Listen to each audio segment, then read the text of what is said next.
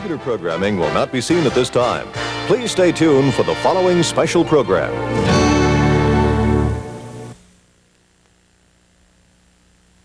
Ice Storm 91, a NewSource 13 special presentation. Somewhere near Royal area. A lot of tree limbs down, some poles are even coming down now. We estimate that it'll probably be a good 24, maybe 36 hours before we can get everything cleaned up.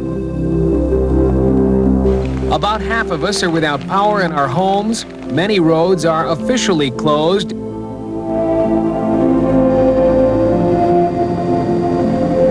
This emergency is not over. It will be some time before power can be restored to all of the homes. As the sun began its work, falling ice was everywhere.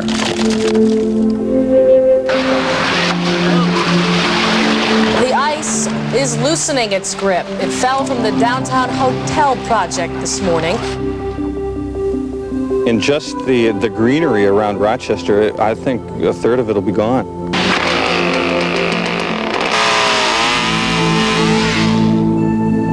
I can tell you right now, some people aren't going to have electricity for 2 weeks. You will have everything Albany can give you. It started out being fun, then it was different. All that's gone. It was a challenge. Now we're down to reality. Let's get it all back. Good evening. 1 week ago, March 4th, a day that will go down in our community's history. A quiet rain mixed with freezing temperatures turned into a violent act of Mother Nature. An act of Mother Nature we will not soon forget. The rain and those freezing temperatures created an ice storm that brought our city, our towns, and our neighborhoods to a halt. We learned a lot about ourselves. We learned to appreciate things we may have taken for granted, things we thought we never would have missed. We became closer with our neighbors, and sometimes used our ingenuity to generate our own pedal power. The pictures we gathered over the past 7 days are ones we may never see the likes of again in our lifetime. And because many spent the last 7 days without power, we thought we'd show you those pictures, the highlights of the past 7 days, highlights of a crisis that continues tonight, highlights of the first week an ice storm changed our lives. We begin with Monday, day 1, a rude awakening. We now know over 303,000 utility customers were without power. Ice storms are beautiful to look at, but deceptively dangerous.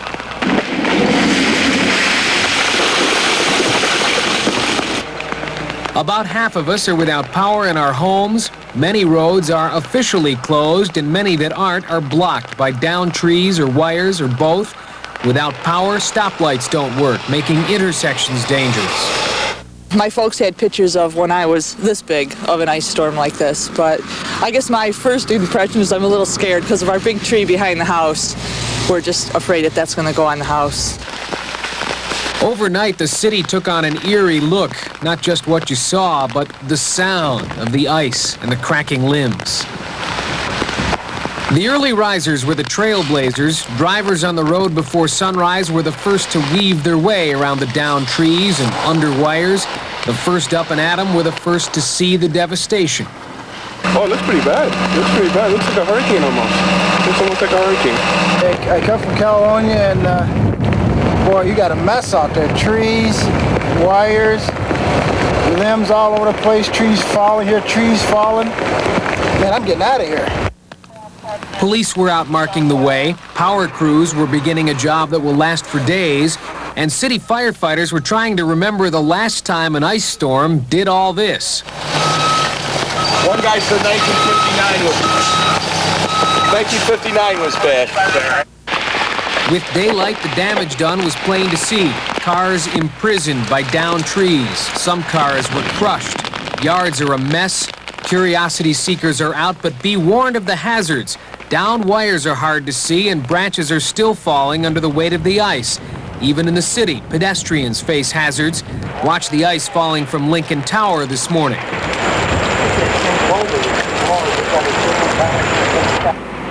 It is pretty to look at, but don't be deceived.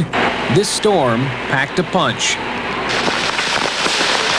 It started early and it started fierce. Hours of pummeling, freezing rain clinging to the trees, encasing them in icy beauty. But emergency crews knew it was trouble. House fire, this is our biggest fear right now. You know, just how the heck do you get in there? Daylight brought evidence of the storm's destruction. Many didn't even have to look outside to find out. The flip of a switch told tens of thousands this morning the power was out. A lot of tree limbs down. Some poles are even coming down now. We estimate that even when the storm ends, it'll probably be a good 24, maybe 36 hours before we can get everything cleaned up. The piercing crack of falling tree limbs would echo hundreds of times throughout the day. The ice storm froze everything in sight, ripped down trees and power lines. This is involving 4 poles down through here, 2 out on the road here and 2 back in there. The storm destroyed 60 of Tim Swain's 80 trees, many of which were 150 years old. Nothing to do, act of God. You know, you take care of your place, and this happens, we'll just try to salvage what we can. It's not easy being patient when you're cold and in the dark, but RG&E says this is a situation that demands patience. They say eventually a crew just like this one will be on your street to get you out of the dark, but that could be the end of the week. They suggest it might be wise for people to find someplace else to stay. Peg Westfall's house had survived the night, but this limb let go about 11:30 this morning, landing right on her porch roof. All I can think of is the house is gone. You know? That's the way it sounds. The ice also brought down all of Niagara Mohawk's main transmission lines, knocking out 26 substations in the area, leaving more than 60,000 NYMO customers in the dark. It couldn't be much worse. Everything that we have is down. We have no customers in power right now. Niagara Mohawk has brought in 120 extra crews to do the repairs, but it could be several days before all of Niagara Mohawk's customers are back online. Tree crews also work throughout the day. Meanwhile, Avon firefighters were called away from basement pumping to a fire in the village hall. Officials say the village's emergency generator was not properly installed and started the fire.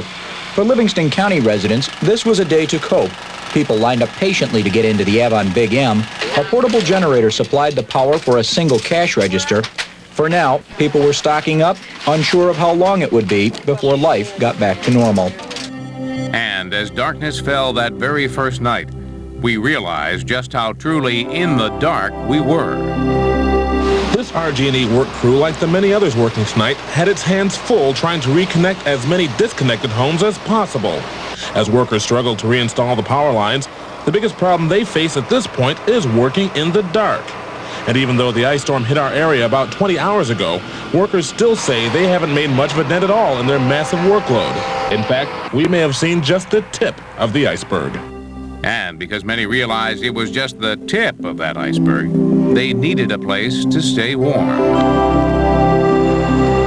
Well, I don't think anybody expected anything this large. It is the unexpected that by nightfall has turned area schools into temporary homes.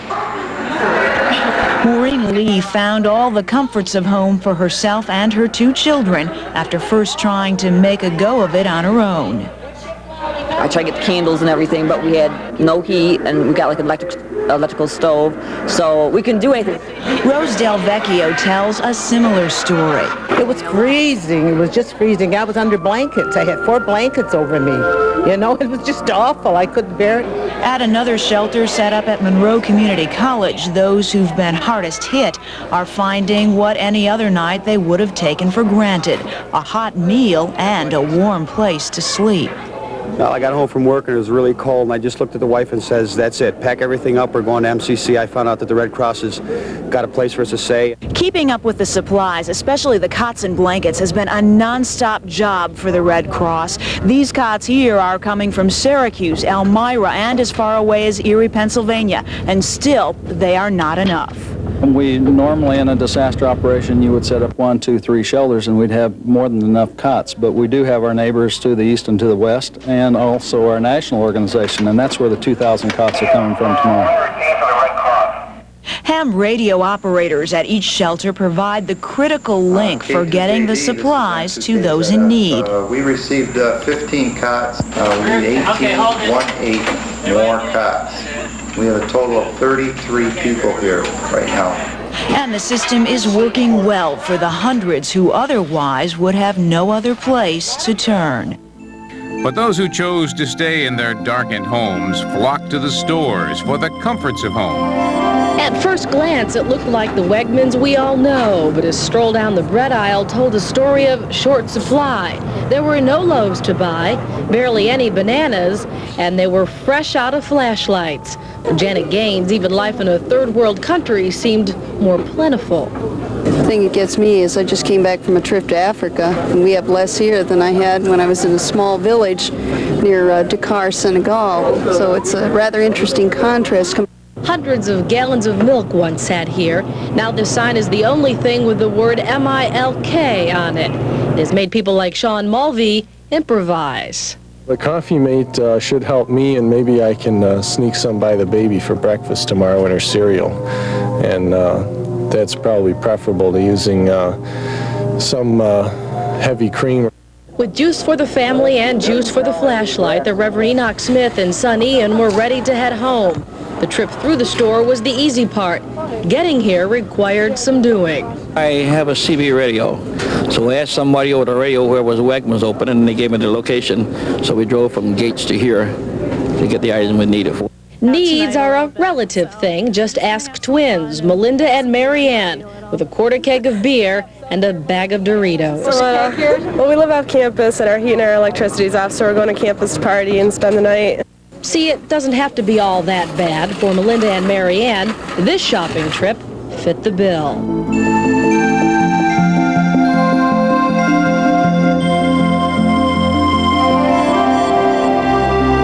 I would open the door, I said, oh my God, I don't believe this. It's sad because it's, you know, with a nice tree. What's going on in this neighborhood? Well, we just all kind of help each other the best we can.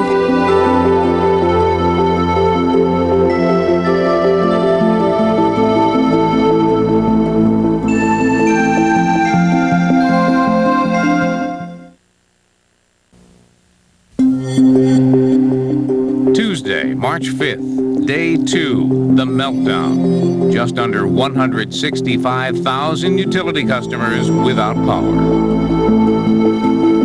As the sun began its work, falling ice was everywhere. Trees, hundreds of them bending, breaking under the weight. Power lines and downed electrical transformers entombed in layers of ice, sagging under the weight as ice slowly melts. And as the drops melted off of surfaces, sheets of ice gave way. Downtown, crews went to work erecting barriers to protect pedestrians from the falling ice. In spite of it all, many residents stood by in awe, admiring Mother Nature's handiwork. And our city is really being changed with all the landscaping that's going on right now. On the ground, the damage was frightening. Entire neighborhoods transformed into desolate ruin by fallen trees. And back on the ground, just moments ago, Fry had this to say. The sun came out today, but I think that we still have a crisis and that we need to exercise caution. What we're talking about now is a press release that you now have. In it, it states that we will be continuing with the state of emergency for another day.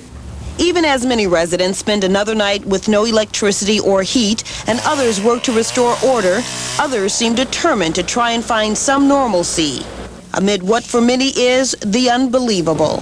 A bird's eye view of the ice. This is what the county executive saw as he took a helicopter ride this morning surveying the damage. With so many people still without power, the county and the city will extend the state of emergency. It is not something that says you cannot go on the street. On the other hand, we do want to discourage people from going on the street until we get things further along and we can be sure that we're going to be able to wrap this up. Power crews are getting help from others around the state. Some are working on the big transmission lines that affect thousands. Others are fixing the wires that have fallen in backyards. Given what I saw with the flight with Tom, I would believe that our restoration will be moving at a fairly brisk pace. Although, again, I will tell you that it's going to be a fairly laborious thing to go to every house and restore the service that's been damaged. And today, the ice began to fall. Temperatures climbed above freezing, allowing the ice to slip from the wires and branches it had coated for better than a day. The pieces of ice falling from these trees right here are relatively light, but you really have to watch where you walk today, or you are likely to get hit in the head with a pretty good-sized chunk of ice. There was no getting out of the way of this falling object. Sam McEwen's remodeling project was almost done when the ice uprooted this tree the other night and made some more work for the carpenters. Actually, I didn't know it till the next morning. I heard the boom, and I said, gee, it's thundering out there, too, you know. The next morning, everybody was standing around, the neighbor next door and over here, and my daughter was there ringing the bell. She climbed up in the tree, between the tree to ring the bell. And I would open the door, I said, oh, my God, I don't believe this. Elsewhere around town today, the melting ice caused some minor flooding, but the flood watches have been canceled. Yards are still a mess, though, and neighbors are getting together to chat about the cleanup job ahead and the ice storm none of them will forget. And as the ice melted, we realized the treasures we had lost and the greenery we will miss. Perhaps the most striking reminder of the storm is the loss of limbs. Trees that have taken tens of years to grow were scarred or destroyed in a few violent hours. Their branches lost the battle to literally tons of clinging ice and gravity. Tree experts surveying the aftermath say the storm has permanently changed the way our area looks. I would say in just the greenery around Rochester, I think a third of it will be gone. To many residents, it's like losing part of their home. It's sad because it's, you know, it was a nice tree. I remember when we moved in that it was not taller than the garage, so to watch it grow 2/3 the size it was when we came in is an interesting process, sad process to see it come down. One thing that's kept residents in this city neighborhood is its tree-lined streets. But now that the storm has passed, those streets are tree-littered. You get attached to them, even though you kind of feel a little pang when you have an older home and mature trees and all of that kind of thing. I think it gives you a feeling of, I don't know, comfortableness. This summer, the neighborhood will be a different place without the majestic canopy of leaves and branches that once shaded the lawns and street. Though the storm has passed, reminders of its fury will live on. The ice melted, but we were still in need of shelter and hot food. I tell ya.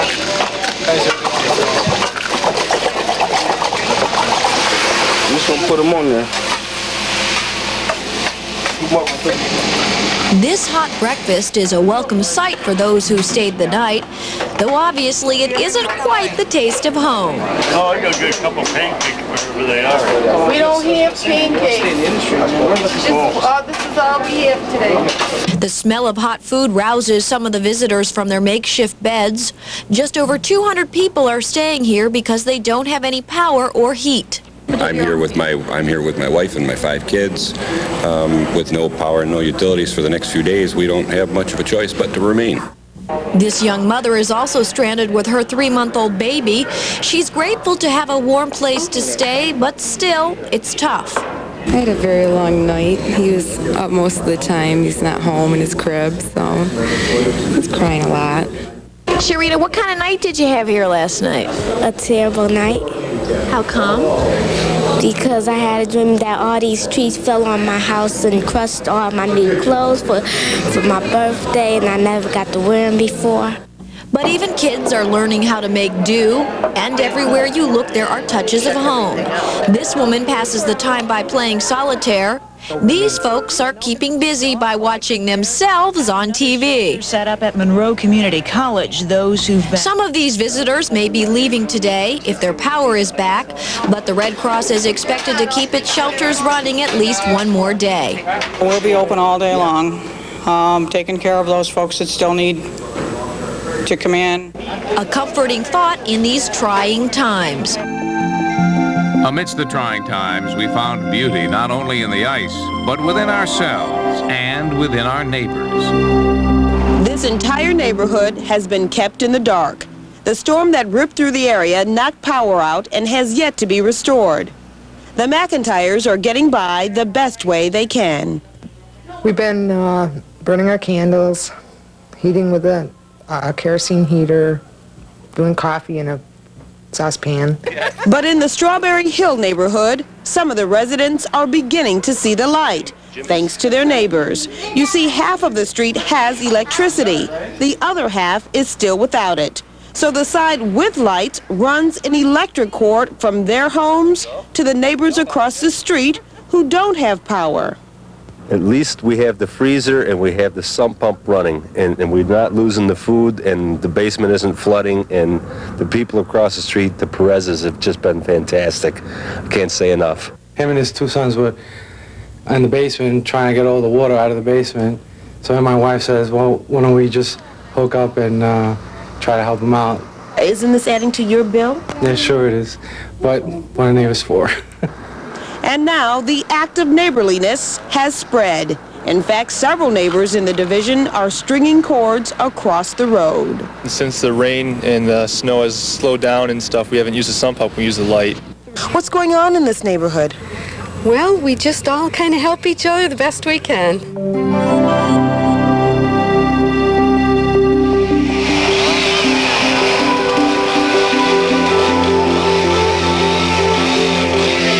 We had to drive around for a good 10 minutes to find someplace to get a cup of coffee. And we can't find a room to stay tonight, so we're going to have to drive back through roads we're not supposed to be on. I'm clever. Let's put it that way.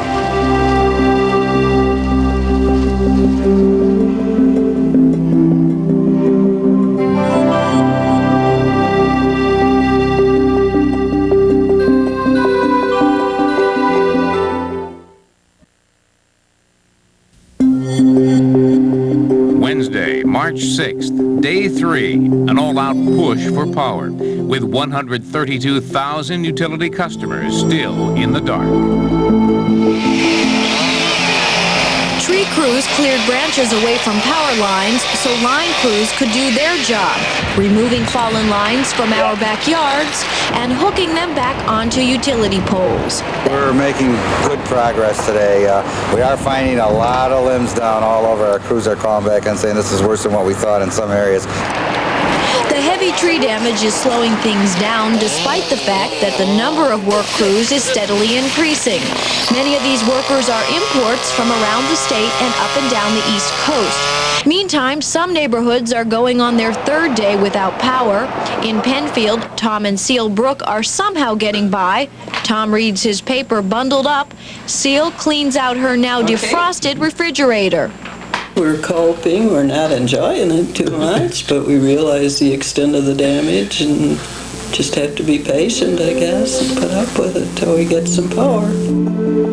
Many crews were working tremendously hard to get that power back on, but we found one state crew from out of town working a little less than diligently.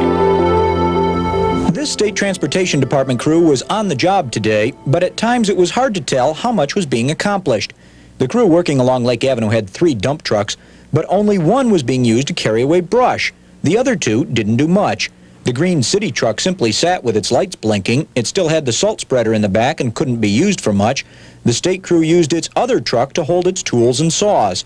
The crew filled its one dump truck 3 times in the hour we watched. Each time, 5 men climbed into the truck to take the brush to the dump site. But in the meantime, the other 5 simply stood around, some smoking, while the truck was gone. At 2 p.m., the tool truck left for a break, a long one. We followed as the truck drove north to Charlotte, turned around in a 7-Eleven, and then headed south. It stopped at a McDonald's that was closed. The journey then continued toward downtown. 40 minutes after it left the job site, the truck stopped at 4 Corners. About 10 minutes later, 3 workers returned with coffee. They appeared to have time, so we asked, how's business? Darn good. Darn good. There's lots of it down there. Yeah? How come for the last 40 minutes you guys been driving around? Driving around? Where? Almost 20 minutes after the truck stopped, the crew chief came back. He told us the break started 10 minutes ago. Well, we had to drive around for a good 10 minutes to find someplace to get a cup of coffee. We kind of thought people would bring us out some coffee on the job, but nobody's done anything citywide here, you know. More than an hour after it left on break, the crew then headed back to the job site. As crews went back to work, we searched for some room at the inns. Rochester Super 8 Motel, may I help you? Tired of hearing that word. Right now we are booked up. Okay. Telephones have been ringing off the hook at local hotels, and those asking about room availability have all been given the standard reply.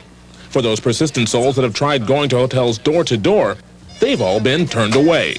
And we can't find a room to stay tonight, so we're going to have to drive back through roads we're not supposed to be on, I guess.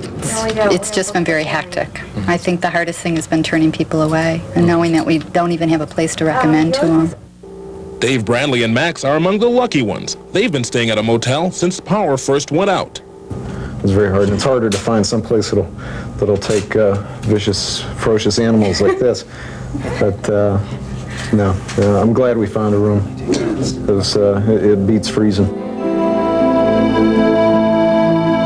Thursday, March 7th, day 4. Tens of thousands still without power. Tens of thousands losing their patience. Over 86,000 to be exact. Many residents are living on the edge, close to reaching their breaking point as life without electricity and heat drags on. Blowing winds and frigid temperatures are adding insult to injury. Homes already turned dangerously cold as a result of not having power will get even colder tonight. This is expected to be the coldest night on tap since the ice storm. It's appropriate for the elderly and for families that have infants to really seek a warmer place to be sleeping tonight. Everyone, 54 people in all, have left this senior citizens complex to stay with family or at a shelter. Everyone except Patricia Roy. She spends her days knitting. She will light candles tonight and be in bed by 8. She will not leave her home. It hasn't been any colder than this all winter, so why would I leave? But many people have gone to shelters, and as the power outages continue, these will indeed be the times that try men and women's souls. I think we've all reached our breaking point. Everybody's getting on everybody's nerves. The kids are at each other's throats. We're ready to shoot everybody, I guess, more or less. Everybody is right at the end of their ropes. And as those without heat lose their patience, those working to restore power have to battle the elements. Stormy weather today didn't help work crews with their battle to get the power on. Brutal winds and heavy snowfall kept this worker bundled for the worst as he repaired a main circuit on West Henrietta Road. The wind made it tough for work crews who are worried the weather and wind will cause more problems with already weakened tree limbs. Any limb that's broken already and it's just hanging on top of a tree or something and it's just hanging there, the wind could knock it down back on the wires we just put back up. And then what happens in effect is everything goes back out again. In Fairport, dangerous live wires on the ground sizzle as they smoke. The poles they were once attached to, now ripped out of the ground.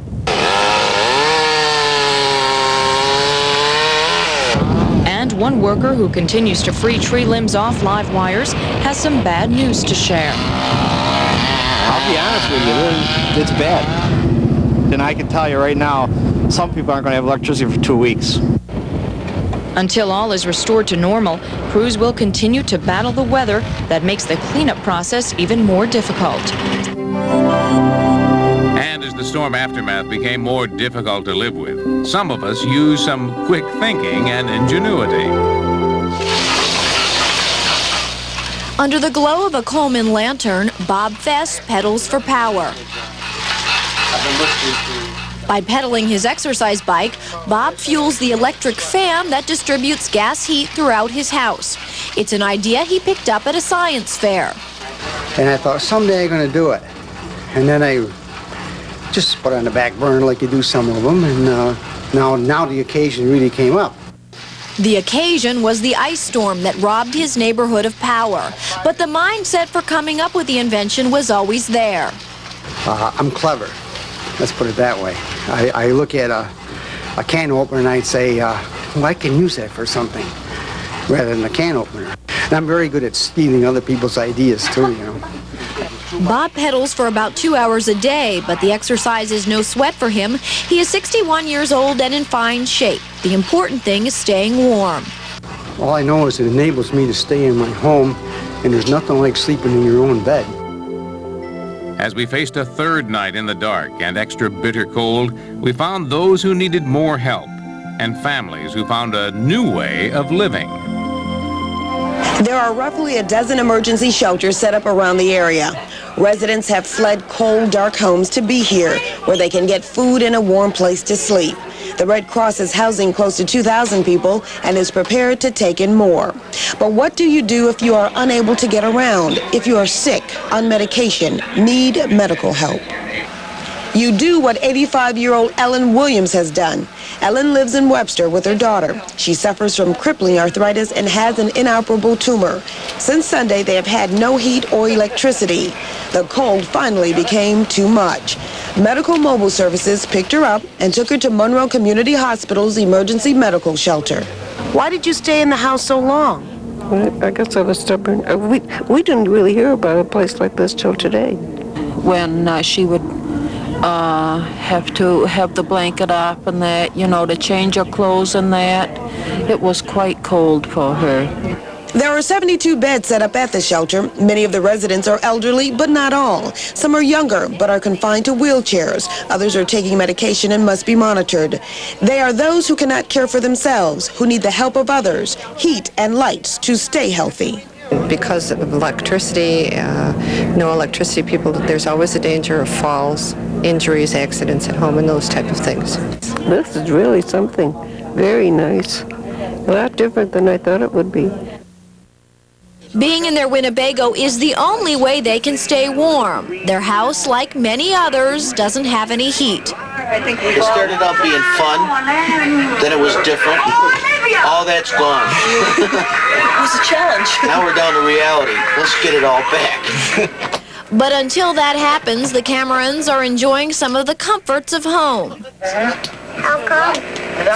They watch their battery-operated television, get snacks out of the camper's refrigerator, and relax in relative warmth. It's something new to me. I'm not used to it, but it's been better than living in the house. Staying with the Camerons is this German exchange student who, believe it or not, is finding humor in the whole situation. I mean, it's funny to see the American people without their comfort, without their TV and everything. Meantime, a drive through the neighborhood shows an eerily darkened street where behind closed doors, people are trying to stay warm on this bitter cold night. In one of the houses, a family huddles in one room around a tiny space heater fueled by their generator. How about keeping warm? How you doing that? We haven't. The old-fashioned way. Hug a lot. A lot of clothes. This family is facing a grim situation with a sense of humor. As they say, things could be worse. At least they've got each other.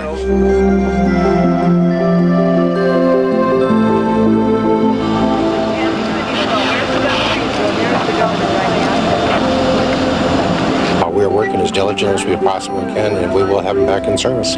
That's it. This is enough. We've had it. You know, give us something.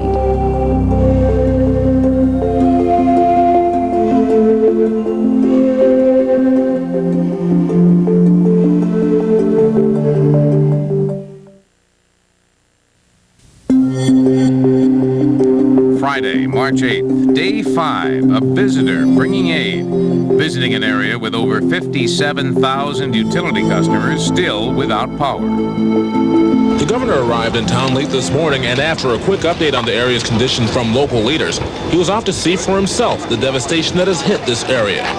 This letter from the governor was sent off to President Bush, saying he plans to ask for a federal disaster declaration. Today's trip, the governor said, was to help him make a stronger case for that declaration. Cuomo never got out of the van, instead choosing to inspect the damages while on the road. He didn't make his first stop at the Old Bells Market at Clinton and Upper Falls, where county and state crews have been taking fallen tree limbs. When speaking with reporters, the governor lashed out against the idea that state aid to this area may be hard to come by in light of New York's financial crisis. Even with our huge fiscal challenge, and it's the largest we've ever faced, $6 billion. We still have $50 billion. And in $50 billion, if you don't have the common sense to find a way to help people who are in really desperate trouble, who are out of their houses, who are living in shelters, who need light, who need power, who may need food, who need life support equipment for a hospital, you don't ask whether you can afford that. The governor's next stop was at the Red Cross shelter set up at Monroe Community College. And as usual, Cuomo was surrounded by a huge crowd. But on his way in, he did take some time to speak with some MCC students. He was soon given a tour of the shelter and introduced to some of its residents. Most of the governor's time here at the shelter was not spent with officials, but rather with the people who've needed the shelter for the past few days. Cuomo asked many of the residents what it was like to be forced out of their homes for the past few days and when they thought they would return. After his tour, the governor made this brief assessment of how this area is doing. Rochester is always pretty good at managing things. It's a well-educated, strong community, and is handling this very, very well indeed. Whether we were handling it well or not is still to be seen. And besides power, people wanted their phone service back as well. Any other day, you'd find accountant Rich Glickman sitting in a nice warm office at Rochester Telephone. But today, we found him out in the cold, alongside a Rochester Telephone crew, doing what he can to help restore phone service. Instead of having two of the usual guys that do this from installation and repair, I get to help, and that it cuts almost the time almost in half. Rich is one of 70 management employees at Rochester Tel who volunteered to leave his nice warm office to help phone crews restore service. I apologize that we're not there yet, but we'll get to you eventually. Here on this table is just a fraction of the work that Rochester Telephone crews must get done. These are trouble reports. This particular pile is for Genesee Street. All of the homes listed on these cards do not have phone service. We're working as diligent as we possibly can, and we will have them back in service. When your phone will be working again is a question Rochester Tel is not prepared to answer. They say they're working on it with 3 times the manpower they usually have, and they urge people to be patient. And if you're one of the lucky ones who has a working phone, Rochester Tel urges you to share it with your neighbors. Saturday, March 9th, day 6. Thousands face a weekend without electricity. 37,500. These electric company workers are making progress nearly a week after the devastating ice storm. Okay, we're going to go to one more job and we'll meet you over there. This crew is getting its instructions from headquarters before going on to the next stop. And even though crews are making steady progress, the list of calls just never seems to end. What these yellow ones are priority jobs. We have to do these first. Carl Busak and the neighbors on his block will be getting their power back today. Carl wanted to see for himself what work crews were doing.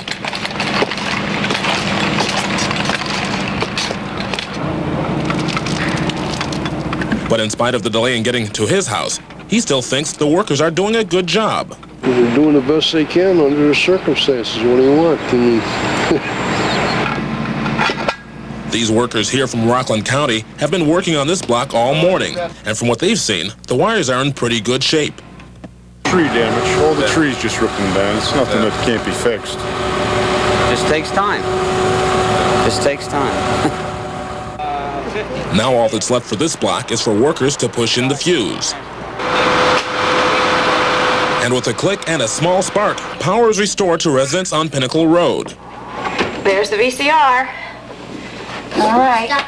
And that means people on this block, like the Floral family, can go back to life as it was before the storm.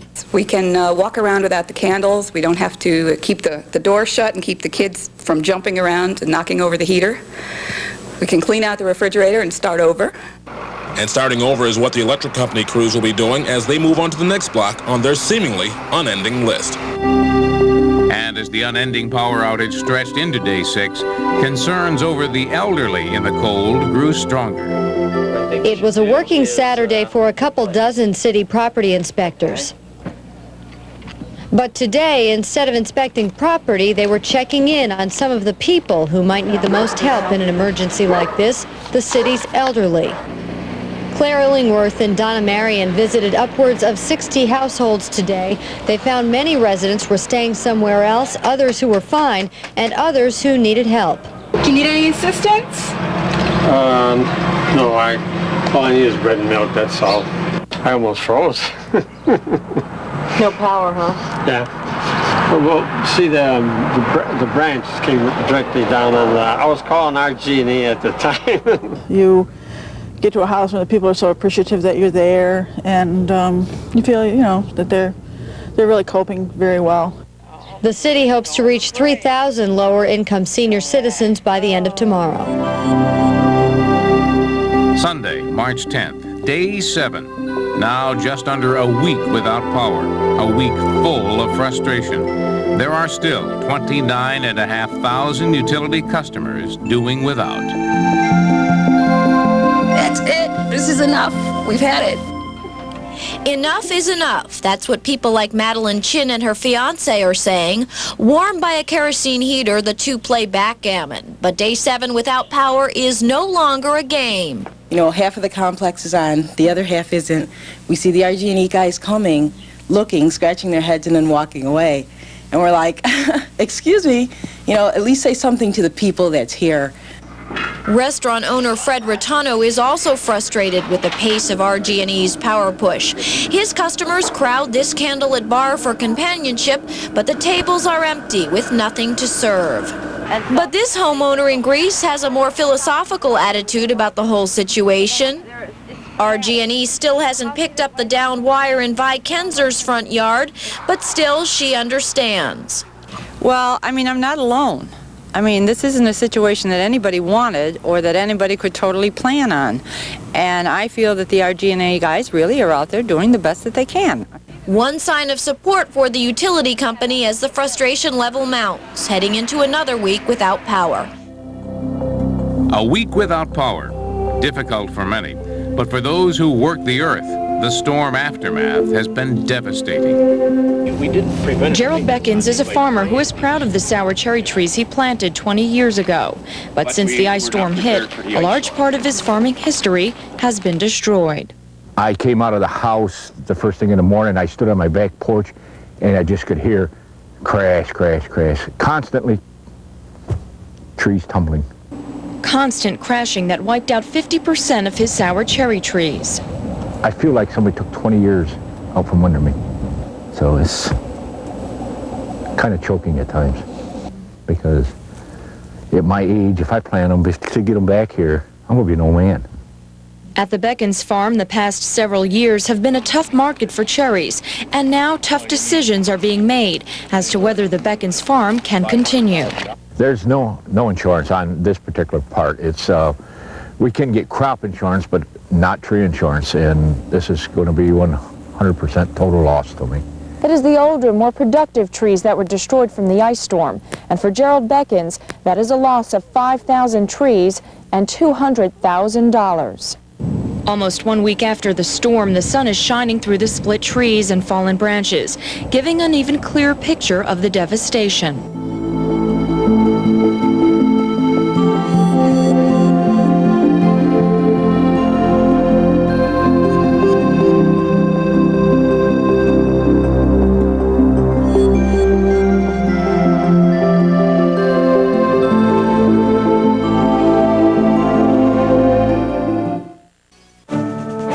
Rochester wants news before 6 p.m. It goes straight to the source.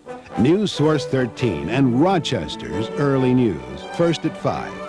An established newscast focusing on the breaking stories with the most current weather, traffic, and sports information available. News when you want it. Rochester's Choice, first at 5 with Doug Emledge and Jenny Ryan. Weekdays, only on NewSource 13.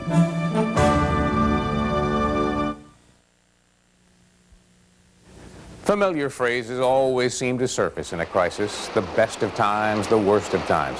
For every cloud, there's a silver lining. You know them all. And yet, above and beneath the ice that immobilized the greater Rochester area last week, there was and still is some beauty to be found. Families without TV and light playing parlor games. Relatives brought together in a common house with heat or phone service. Once we adjusted, newfound courtesies on the road as we learned to let the other guy proceed through the intersection. Neighbors who hardly talk may be together tonight as they shared generators to run sump pumps and furnaces. One neighbor who got power back came to my door to offer to let me plug in with an extension cord. Thousands are still without power tonight, 1 week later. But as the crisis continues, we can look back beneath the coating of ice that first day. It was then we found an inner beauty in people that we never saw before, or perhaps never looked for. And above the destruction, the surface of the ice provided beauty as well. Crystal beauty. Beauty recalled by the words of poet Robert Frost. We share that beauty through the lenses of photographers Steve Hayes and Paul DePascal as we bid you a pleasant and hopefully warm good night.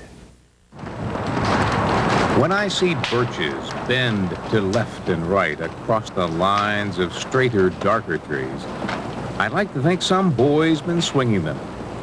But swinging doesn't bend them down to stay, as ice storms do. Often you must have seen them loaded with ice on a sunny winter morning after a rain. They click upon themselves as the breeze rises and turn many-colored as the stir cracks and crazes their enamel. Soon the sun's warmth makes them shed crystal shells, shatter and avalanche on the snow crust. Such heaps of broken glass to sweep away. You'd think the inner dome of heaven had fallen.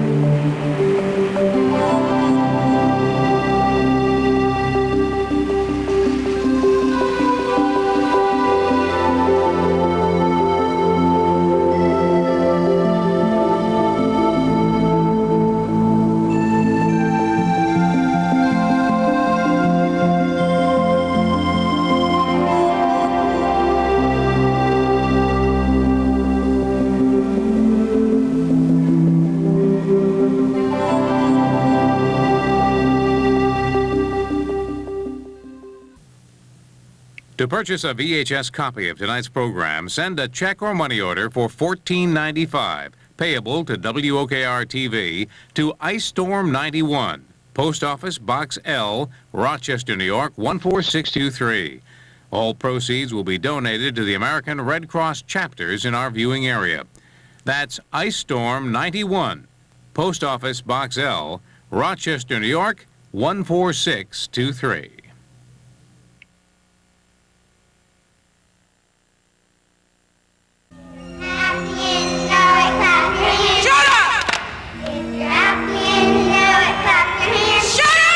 Child abuse isn't child's play.